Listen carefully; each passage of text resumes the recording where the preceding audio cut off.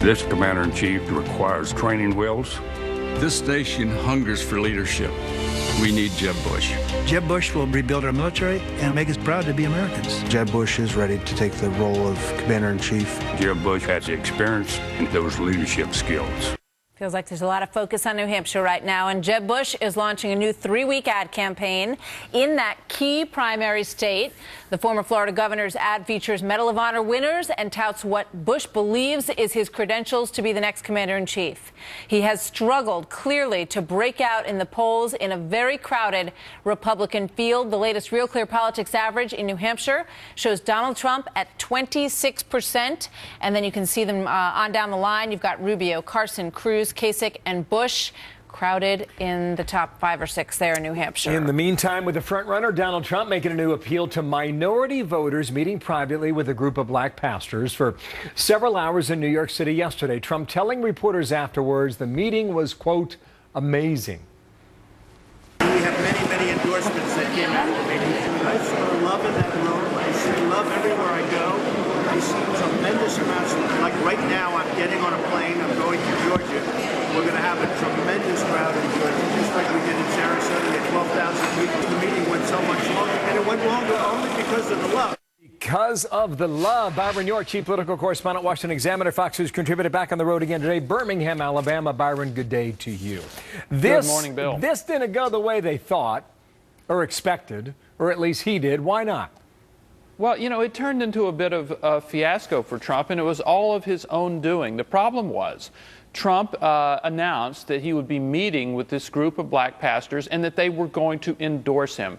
That was the mistake. Look, for a number of these black pastors have received criticism for even meeting with Trump, much less saying they would endorse him. So many of them who were going to the meeting said, well, I'm going to meet with him, but that doesn't mean I'm going to endorse him. I'm not saying that at all. So the story sort of became the black ministers going to the meeting with Trump, but not actually endorsing him. Afterwards, some actually expressed some support short of an endorsement. And I think the bottom line is, if Donald Trump had simply met with a group of black ministers and faith leaders for 2 or 3 hours and not made any claims about it, it would have been a very positive thing. Instead, he oversold it. Well, I heard what at least one pastor said he took 2 or 3 hours with us.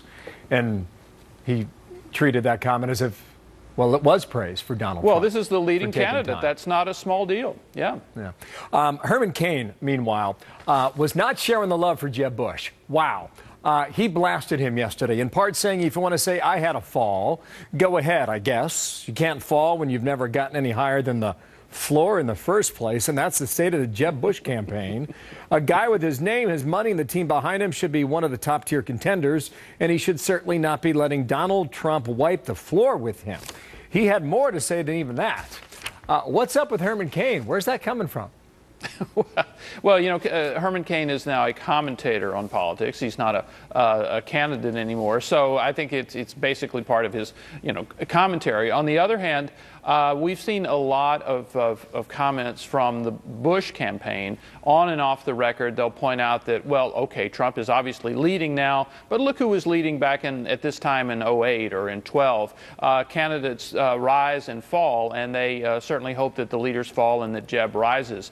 The problem is that Bush has fallen so low in a number of the polls. Martha just referred to these new ads that he's running in New Hampshire touting his commander-in-chief credentials, but the fact is he's run a lot of ads in New Hampshire, and so far they have failed to move the needle. Back on Trump, though. Herman Cain's from Atlanta, by the way, and I know you just spent some time there.